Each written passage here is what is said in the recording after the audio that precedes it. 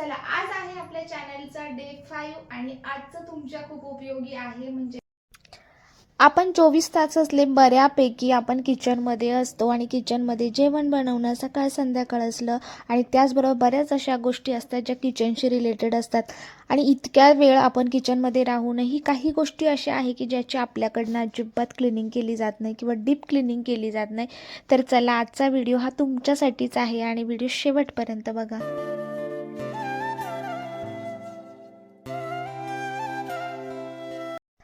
तर सकाळ संध्याकाळ लाटणं पोळपाट हा आपल्याकडे आपल्या हातात असतो, पण आपण बऱ्याचदा ते स्वच्छ धुतो देखील। पण पावसाळ्यामध्ये ना आता जर लाकडाचा पोळपाट असेल किंवा लाटणं तर लाकडाचंच असतं, त्यावेळेस आपण ते धुतलं किंवा कपड्याने पुसून घेतलं तरी त्यामध्ये जर्म्स जे असतात ते जात नाही आणि ते देखील आपल्या पोटात जाऊ शकतात। त्यामुळे त्यावरती मीठ आणि त्यानंतर लिंबाने थोडंसं घासलं तर लाकडाचं जे पोळपाट किंवा लाटणं आहे ते छान असं क्लीन होतं आणि त्यानंतर ते उन्हात सुकवा।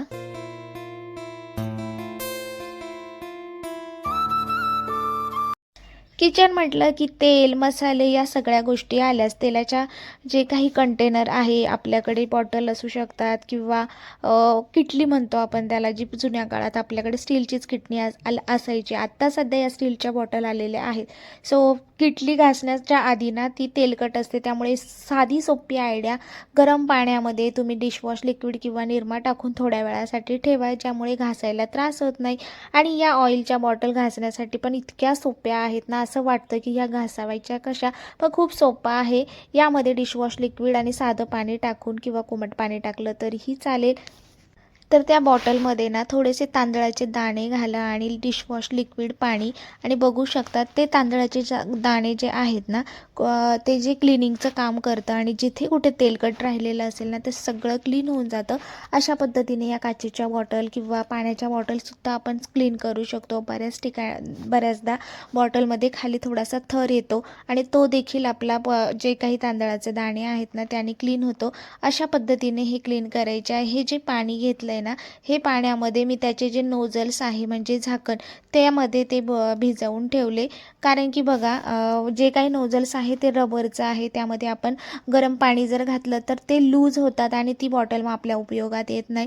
त्यामुळे तुम्ही जर काचेची बॉटल गरम पाण्याने धुतली तर ती चालू शकते, पण ते नोझल्स आहे ना ते अजिबात गरम पाण्याने धुवायचे नाही, नाहीतर तुमची बॉटलची पूर्ण वाट लागते, मग त्या बॉटल पुन्हा तुम्हाला यूजमध्ये येणार नाही। सो बघा इतकं सिंपल आहे आणि त्यानंतर छान अशी क्लीन केल्यानंतर उन्हामध्ये सुकवली, हवं असेल तर तुम्ही प्रॉपर जर ऊन त्याच्यात गेलं नाही तर कपड्या बारीक काडीने जर घातला ना तरी देखील मस्त बॉटल क्लीन होते। आज बऱ्यापैकी ऊन पडले त्यामुळे ही सगळ्या गोष्टी मी आज क्लीन करायला घेतल्या। उन्हामध्ये बॉटल ठेवल्या आहे, लाटणं पोळपट ठेवलं आहे, तोपर्यंत इकडे नोझल्स देखील छान क्लीन करून घेते।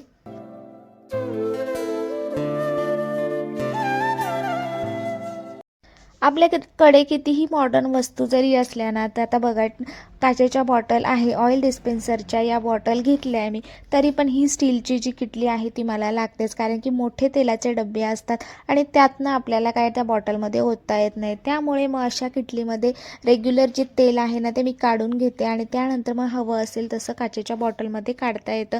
सो ही पण महिन्यातून एकदा क्लीन होते आणि या ज्या काचेची किटली स्टीलची किटलीचा जास्त उपयोग होत नाही, त्यामुळे ती खराबही इतकी होत नाही।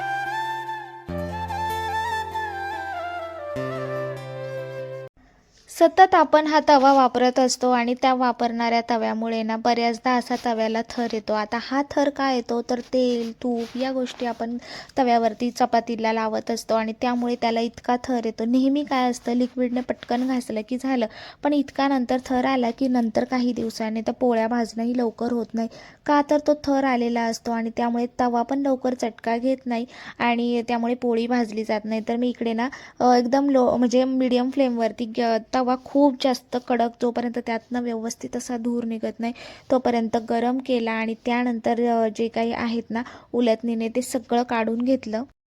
अशा पद्धतीने केलं ना की बऱ्यापैकी यातलं निघून जातं. त्यानंतर असं घासणीने पण घासू शकतो. पण त्याआधी ना आपल्याला तव्यावरती थोडंसं मीठ किंवा लिंबू टाकू शकतात किंवा इनो टाकू शकतात आणि त्यानंतर थोडंसं घासलं की त्यातला जो आतपर्यंत गेलेला वास असेल तो सगळा चिकटपणा निघून जातो आणि तवा देखील असा मस्त असा होतो. तर मी पूर्णपणे इथं काढला नाही आहे, कारण की पूर्ण काढल्यानंतर ना चपाती जी आहे ना ती खूप जास्त चिकटते आणि नवीन नवीन ज्या चपात्या आहेत ना त्या जळतात देखील. त्यामुळे मग आतला भाग मला काळाच ठेवायचा होता. बऱ्यापैकी त्यातला जो तेलकटपणा आहे तो मी कमी केला आहे. गॅसचा वापर रोज होतो, गॅस रोज क्लीन देखील होतो. पण गॅसच्या या ज्या शेगड्या आहेत ना, या शेगडीच्या ज्या प्लेट्स आहे या आपण जरी घासल्यानंतर बऱ्याचदा काय दूध वगैरे सांडतं, जळतं, भाजी सांडते आणि त्यानंतर गॅस कसाच चालू असतो. त्यामुळे जो काही शेगडीवरती जो थर आलेला असतो ना, आज मी तो पण गॅसवरती थोडासा जाळला आणि जो काही थर होता ना तो सुरीने असा काढून घेतला आणि बघू शकतो त्या प्लेट्सचं अगदी वजन देखील कमी झालं. आणि त्यानंतर गरम पाण्यामध्ये मी तासभरासाठी ठेवला, ज्यामुळे त्यातला जो सगळा तेलकट थर होता तो निघून गेला.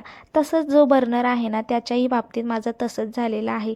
या सगळे बर्नरना बऱ्याच दिवसापासून त्यालाही तितकाच थर आलेला होता, म्हणून त्यावरती मी इनो टाकला, थोडंसं लिंबू टाकलं आणि कडक कडक गरम पाणी घातलेलं आहे आणि तासाभरासाठी ते ठेवलं. आता बराच जुना गॅस झाला आहे, त्यामुळे तुम्ही म्हणाल की हे सगळं केलं तर तो पूर्ण नवीन निघायला पाहिजे होता, पण जुना असल्यामुळे ना इतकं जसं पाहिजे तसा हा व्यवस्थित निघालेला नाही आहे. पण पूर्ण क्लीन झाला आहे, त्यातले एकूण एक होल मोकळे झालेले आहे. जर तुमचा थोडाफार नवीन असेल ना तर हे पूर्ण तुम्हाला नव्यासारखं दिसलं असतं, पण स्वच्छ झालं आहे हे माझ्यासाठी खूप महत्त्वाचं आहे. त्याचबरोबर बाजूच्या या कडा आहेत ना या देखील त्याला थर आलेला होता. आज म्हटलं सगळंच एक गोष्ट आपली अशी असते, क्लीन करायला गेलं ना आपल्याला जर कळतं की असं क्लीन होऊ शकतं तर एक असा मूड येतो आणि आपण त्या मागेच लागतो. तसंच काहीसं माझ्यासोबत झालं आणि हे सगळे जे काही कडक बाजूला झालेलं होतं ना ते सगळं मी काढून घेतलं, जितकं निघत आहे तितकं. आणि त्यानंतर पुन्हा गॅस स्वच्छ घासून घेतला. बऱ्याचदा जे काही आपण गॅस धुतो आणि त्यानंतर जे काही बटणं असतात ना तिथे येऊन ती सगळी घाण साचते. सो तिथलंही व्यवस्थित क्लीन करून घेतलं. अशा पद्धतीने ना रोजची जरी गॅसची क्लिनिंग होत असली ना तरी खरी क्लिनिंग आज झाली असं मला वाटतं. आणि हे ना महिन्यातून एकदा जर केलं ना तर आपला गॅस हा जो आहे ना तो अगदी व्यवस्थित असा राहतो. तर तुम्ही पण या गोष्टी नेहमी करत होत्या का? कारण की आपण घाईच्या कामामध्ये फक्त वरती ज्या गोष्टी दिसत आहेत ना ते क्लीन झालं की असं वाटतं अरे हां आज मस्त क्लिनिंग झाली, पण आपण डीप क्लिनिंगमध्ये घुसत नाही. तर महिन्यातून एकदा जर केली ना तर आपल्या वस्तूंची लाईफ देखील वाढते आणि त्याचबरोबर ना वस्तू देखील व्यवस्थित आणि स्वच्छ अशी राहते.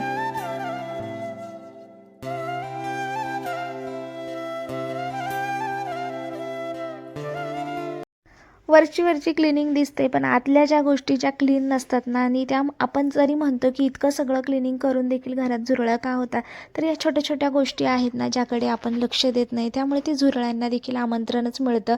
तर जसं की हा मिक्सर बघा, आपण रोज याला जरी आपण मिक्सरला वापर केला आणि त्यानंतर वरचेवर जरी पुसून घेतलं तरी आजूबाजूला सांडलेल्या ज्या गोष्टी असतात, पाणी सांडतं किंवा काही ना काही आपण त्यावरती करत असतो.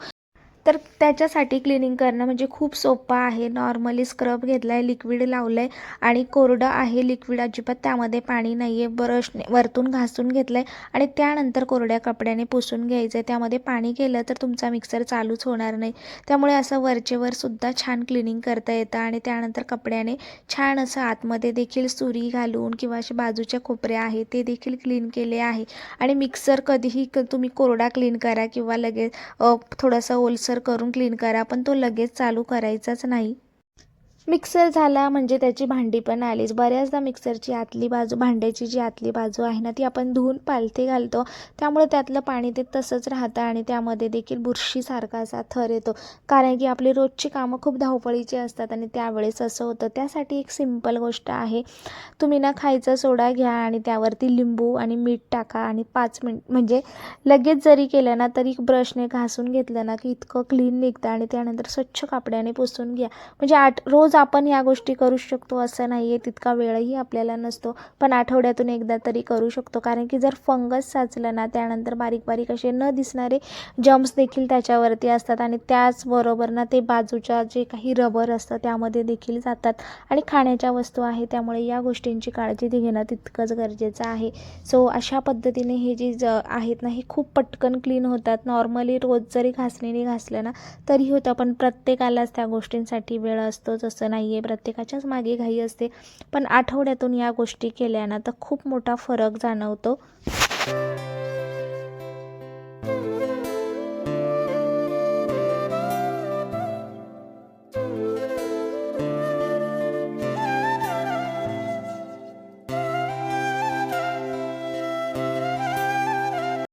तर किचनमधल्या या सगळ्या गोष्टी आहेत ना, या क्लीन करण्यासाठी वेगळं कुठलंही क्लीनर आणण्याची गरज पडत नाही. कारण की आपल्या किचनमध्येच अशा गोष्टी असतात की ज्यापासून आपण ते क्लीन करू शकतो. जसं की मीठ झालं, लिंबू झालं, खाण्याचा सोडा झाला. आणि त्या गोष्टीमुळे जर आपल्याला इतका फायदा होत असेल तर आपण या करायला अजिबात हरकत नाही आहे. सध्या ऊन नसल्यामुळे बऱ्याचदा या गोष्टी अशा होतात, पण उन्हाळा असला तर भांडीही व्यवस्थित सुकतात आणि होत नाही. पण पावसाळ्यात बऱ्याचदा या अशा सगळ्या गोष्टींना आपल्याला सामोरे जावं लागतं. त्याचबरोबर बघा, मिक्सरच्या भांड्याचं जे काही असतं झाकण, त्याच्या बाजूला बऱ्याचदा बारीक कण अडकलेले असतात. ते सुद्धा व्यवस्थित क्लीन केले ना तर आपल्या जेवणाची चवही वाढते आणि आपल्याला खराब अन्नसुद्धा आपल्या पोटात जात नाही. कारण की त्यामुळे बरेच आपल्याला काही काही त्रास होऊ शकतात. त्यामुळे खाण्याच्या ज्या गोष्टी आहे ना त्याची व्यवस्थित क्लिनिंग करणं आणि काळजी घेणं खूप गरजेचं आहे. मसाल्याच्या डब्यांना तर आपले खूप घाईघाईमध्ये कधीकधी तेलकट हातही लागतात आणि त्यामुळे आतून बाहेरून दोन्हीकडनं मसाल्याचा डबा खराब होतो. चला, त्यामुळे मसाल्याचा डबा देखील महिन्यातून क्लीन करणंच होतं. स्टीलची भांडी क्लीन करायला खरंच खूप सोपी असतात, कारण की आता पाऊस असला तरी ते सुकतं पण लवकर आणि तुम्ही बघू शकतात कपड्याने आपण पुसून घेतलं आणि त्यानंतर जर आपल्याला यामध्ये मसाले भरायचे आहे तर थोडंसं आपल्याला वाटतं आहे की आतमध्ये गार आहे तर आपण गॅसवरती ते गरम करून घेऊ शकतो. त्यामुळे काय होतं की आतला जो मसाला आहे किंवा मिरची या सगळ्या गोष्टी थंड याच्यात जात नाही आणि ती वस्तू देखील टिकते. तर असा स्वच्छ आणि सुंदर असलेला मसाल्याचा डबा आपल्याला हात लावायलाही छान वाटतं आणि घ्यायलाही. आणि या सगळ्या छोट्या मोठ्या गोष्टी जर क्लीन असेल ना तर त्यावेळेस किचनमध्ये एखादी रेसिपी बनवताना देखील एक वेगळाच आनंद मिळतो. चला, बोल करता सगळ्याच गोष्टी इथे क्लीन झालेल्या आहेत आणि त्यानंतर वस्तू मी भरून ठेवून देखील दिल्या. तर अशा प्रकारे आपला डे 5 चॅलेंज पण कंप्लीट झालेला आहे. तर तुम्हाला कसा वाटला नक्की मला कमेंट करून सांगा आणि भेटूया पुन्हा एकदा नवीन ब्लॉगमध्ये आणि डे 6 चॅलेंजमध्ये. चला तर मग बाय.